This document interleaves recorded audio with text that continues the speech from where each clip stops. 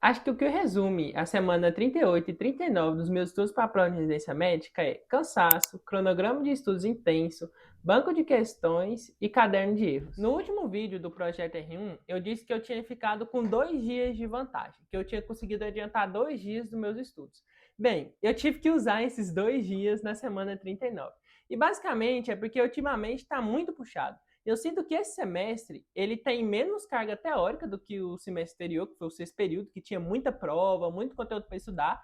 Esse semestre ele está mais tranquilo em relação a isso, só que eu sinto que ele está mais puxado em termos de carga horária. Por exemplo, segunda-feira é um dia que eu não consigo estudar praticamente nada, que é basicamente segunda de manhã tem clínica médica, que aí obviamente não dá para eu estudar nada durante a faculdade, porque a gente está atendendo, então tem muito paciente. Mesmo quando eu não estou atendendo, eu estou auxiliando algum colega meu a atender. Então fica praticamente impossível ver qualquer coisa durante a aula de clínica médica. E de tarde tem aula de pediatria, que vai na mesma vibe também. Então eu sinto que esse semestre, por mais que ele tenha menos carga teórica, ele tem mais carga horária. Assim, a gente tem mais oportunidade de praticar aquilo que a gente estuda. Então, fica mais puxado mesmo. E isso é natural. Eu já esperava isso quando eu comecei a estudar semestre passado. Foi uma das razões que me levaram a começar a estudar antes, porque eu sabia que conforme a faculdade avança, a carga teórica em si de prova, de matéria para estudar, ela fica mais reduzida. Só que ao mesmo tempo você aumenta a carga horária de atendimentos, de GDs, de atividades práticas. E durante essas atividades fica difícil de você se preparar para o concurso médico, né, que é a prova de residência médica. Outro motivo também para eu estar tão cansado assim, além de toda essa rotina, é que, cara, já faz uns 10 meses que eu estou estudando assim igual um maluco, igual um doido. Então, isso cansa também, sabe? A gente tem que reconhecer nossos limites. E se tem alguma coisa que eu aprendi ao longo desses 10 meses estudando, é que o burnout ele existe, tá? Ele não existe só na teoria, ele existe na prática também. E se você não respeitar o seu momento de descanso, cara, você vai se lascar. Porque você vai ter um burnout, você vai chegar numa hora que você não vai estar aguentando mais olhar para o tablet, você não vai aguentar mais abrir um livro. Já aconteceu comigo. Entendeu? De eu ter estudado tanto naquela semana, sempre tentando fazer mais um pouco, sempre tentando fazer mais 10 questões, mais 5 questões, só mais um pouco, só mais 30 minutos. Chegou no final de semana, eu não consegui fazer nada. Eu literalmente só dormi o sábado inteiro, dormi o domingo inteiro e vim me recuperar só durante a segunda-feira. Então, assim, acaba que você sacrifica a continuidade do seu estudo quando você faz isso. Eu vejo muito na internet vídeo de gente fazendo, ó, gente falando, né? Você sempre fazer mais um pouco, você sempre fazer ali mais 10 questões. Eu entendo que é importante você dar seu máximo, mas se você não respeitar os seus limites, chega uma hora que não vai dar, você vai se esgotar. E aí você pode até ter conseguido alguma vantagem nesse faça a mais, uma pequena vantagem. Então, por exemplo, você conseguiu fazer mais 60 questões ao longo da semana, ou então você conseguiu adicionar aí de horas livres do seu estudo aí mais 2 horas durante a semana, mais 4 horas durante a semana. Só que aí você sacrifica aquela outra semana que você ainda tem pela frente. Porque você está tão cansado, você derruba tão lá embaixo o seu rendimento, que acaba que quando você pesa uma coisa com a outra, essa vantagem que você conseguiu indo um pouco a mais, você vai perder ela por causa desse cansaço acumulado, sabe? Desse estresse. E depois desses 10 meses, eu percebi que por mais que eu tenha estudado muito, tenha me dedicado muito, eu acho, sinceramente, que eu ainda não estou no nível de ser aprovado. Eu acho que ainda falta muita coisa para eu ver, igual no cronograma lá de estratégia eu já vi 80%, então ainda falta 20% de uma carga teórica muito grande que eu ainda tenho que aprender. Ainda falta também muita prática, porque eu ainda estou no ciclo clínico, então a parte prática mesmo, assim, a gente começa no internato.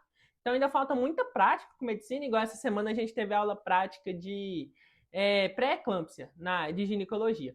E, cara, foi muito bom, porque usou um boneco simulado ali, simulou uma pré-eclâmpsia de verdade, uma eclâmpsia depois, e foi muito legal essa dinâmica, a gente conseguiu aprender demais a ver como o paciente evolui e como ele melhora também, a depender das medidas que você, como médico, toma.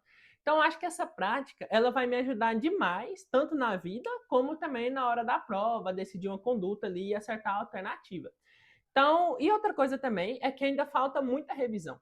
Por mais que eu tenha revisado bastante e eu ainda não terminei de ver todo o conteúdo, por isso ainda falta muita revisão para fazer, né? E por falar em revisão, esse vai ser um próximo tópico que eu vou falar aqui, que é sobre o caderno de erros. Então, eu finalmente tomei vergonha na cara e fiz um caderno de erros. Eu não tinha feito isso antes, que eu não sabia direito como fazer, qual que seria a melhor estratégia para mim fazer, e eu fui levando isso com a barriga, e eu me arrependo muito, porque eu devia ter feito isso antes. Só que, ao mesmo tempo, eu começo a enxergar as vantagens de eu ter começado a estudar para residência antes.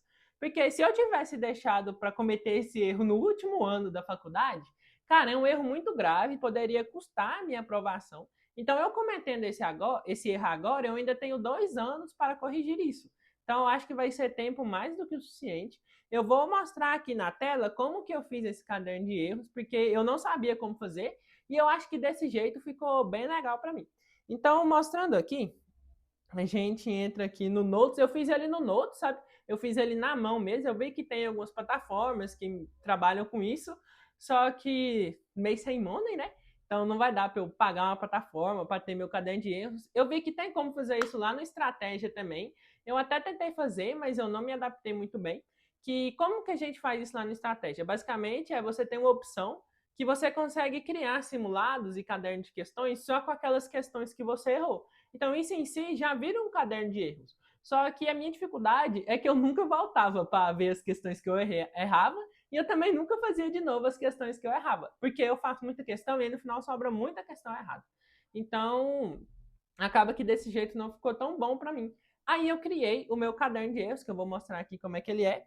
Então, entrando aqui no Samsung Notes, a gente entra aqui na pasta de residência, teórico não, residência, caderno de erros. Aí aqui. Aí eu criei um caderno de erros para cada matéria. Então tem um caderno de erros para pediatria, tem um caderno de erros para clínica médica, para GO, para preventiva e para cirurgia.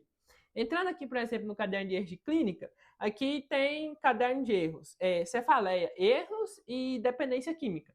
Então, entrando aqui no Cefaleia Erros, a gente vê que foi assim, ó.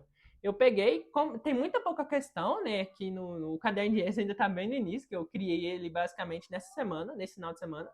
Então ainda tem muito pouco conteúdo aqui. Mas a minha intenção é continuar crescendo esse caderno de erros para sempre ter uma fonte de revisão. Então o que eu faço? Eu tiro um print ou uma captura de tela da questão, e aí eu coloco ela aqui no caderno de erros. Então essa questão aqui foi uma questão que eu errei sobre cefaleias, sobre enxaqueca, que ela tem uma forte história familiar por trás da enxaqueca. Então eu coloquei a questão aqui e uma explicação do lado, em que eu mesmo explico a questão para mim. Aqui embaixo também tem, só que essa aqui foi uma questão diferente, que fala sobre o mecanismo da aura da enxaqueca. E aí eu escrevi aqui e aproveitei para escrever também o mecanismo da enxaqueca em si, como que ela ocorre, da dor, que é diferente o mecanismo da dor e o mecanismo da aura. Então eu decidi fazer isso, eu acho que vai ser muito bom, vai agregar muito no meu estudo. Eu vou fazer isso conforme eu for fazendo as revisões ou conforme eu for fazendo a questão. As questões que eu errar eu vou colocar aqui. E aí no final do dia eu pego um momento, eu separo ali 30 minutos, 10 minutos para reler esse caderno de erros e relembrar dos meus erros. E aí tentar fazer isso com uma periodicidade igual eu faço com as minhas revisões. Então o caderno de erros de cefaleia, eu rever ele hoje, eu rever ele daqui uma semana, eu rever ele daqui um mês, para eu criar essa periodicidade de sempre saber qual caderno de erros eu olhar e por quando eu tenho que olhar ele de novo. Então, desse jeito manual, ficou muito mais fácil para mim, muito mais organizado. Falando um pouco sobre as questões, nessa semana conseguimos quase chegar na meta de 25 mil. Se eu não me engano, está com 24.900 e alguma coisa, sendo que nas últimas semanas foram 1.280 questões. A faixa de acerto está por volta de 84%, 86%, alguma coisa assim. Eu vou deixar aqui na tela todas as informações para ficar tudo registrado. E eu tô sentindo que eu tô tendo um pouco mais de facilidade de responder as questões, muito por causa dessa quantidade de questões que eu fiz. E além da quantidade de questões, o mais importante em si é a parte da correção. E nisso eu tô sentindo que o Estratégia Média está me ajudando bastante, porque as resoluções em vídeo deles me ajudam bastante, simplifica bastante no meu dia a dia. Então eu não tenho que ficar procurando uma resolução complexa de uma questão, porque tá tudo explicado no vídeo ali para mim. E tem me ajudado muito a ganhar muito tempo. Na parte do cronograma, eu já vou começar a semana 40, então faltam só 10 semanas para eu terminar todo o cronograma, e eu estou muito feliz com isso, porque eu vou conseguir terminar tudo antes da ANAMED, e aí vai sobrar tempo para eu conseguir fazer as provas antigas, praticar com simulado, então vai ser muito bom. E mesmo que esse ANAMED do quarto ano ele não vá valer os 20%, eu não tenho como dar certeza disso, porque eu vi tanto gente falando que realmente não vai valer, como gente falando que ainda não dá para afirmar. Então, a minha opinião é que se não valer, tudo bem, se valer também, vamos estar preparados. Mas, enfim, mesmo que não vala os 20%, eu ainda acho que vai ser uma excelente oportunidade para eu praticar tudo aquilo que eu já estudei até agora.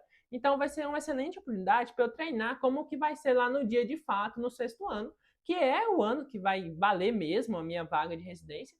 Então, eu estou muito feliz com isso, que eu vou conseguir terminar todo o cronograma antes de 13 de setembro. Vai sobrar mais ou menos 3, 4 semanas para eu me dedicar só em fazer prova antiga, só em fazer simulado, para me preparar. Então, fazer prova antiga do Revalida, fazer a última prova do Enamed, fazer simulados do Enamed, que o pessoal do Estratégia Med cria. Então, eu sinto que vai ser muito bom. E por falar no Enamed, eu vi que várias outras provas também estão abrindo edital para fazer inscrição no final do ano. Eu não planejo fazer elas, eu vou fazer só o Enamed mesmo. Porque eu acho que não tem tanta necessidade de eu fazer essas provas nesse ano. E outra, porque é caro para fazer a inscrição, né? Então eu ia pagar para fazer a inscrição e não ia poder usar a vaga. Então essas provas eu vou fazer, mas eu vou fazer ela em casa, eu vou simular ali como se fosse o dia todinho, para eu economizar o dinheiro da inscrição. E aí eu vou fazer só o Enamed mesmo, que eu acho que, como ele vai ser obrigatório no quarto ano, eu acho que eles não vão cobrar para os estudantes do quarto ano fazerem a prova. Então vai ser uma excelente oportunidade para eu praticar e vai ser de graça. E como conselho final desse vídeo, eu tenho que, para você, estudar muito sim, fazer muita questão sim, ver muito conteúdo sim, mas reconhecendo os seus limites, não ultrapassando eles, senão você vai se esgotar e aí você não vai conseguir render mais tanto assim. Outro conselho também é tenha um caderno de erros, não faça o mesmo erro que eu, sabe? Aprenda com meus erros. Por isso que serve esse projeto R1, para vocês conseguirem aprender com o que eu estou errando e com o que eu estou acertando também. Então já crie o seu caderno de erros parecido, pode ser parecido com esse meu, você pode criar um do seu jeito também, mas crie ele desde o início dos seus estudos. E como conselho final, eu tenho que é para tenha consciência dos seus estudos. Então, saiba de onde você está vindo, para onde você está indo. Eu, por exemplo, sei que eu estou na semana 40, eu tenho que chegar até a semana 50, depois da semana 50 eu tenho que fazer prova antiga. Então, tenha essa consciência de onde você está nos seus estudos e qual a sua meta, até onde você quer chegar, e a partir disso você trilhar todo o seu plano até ser aprovado.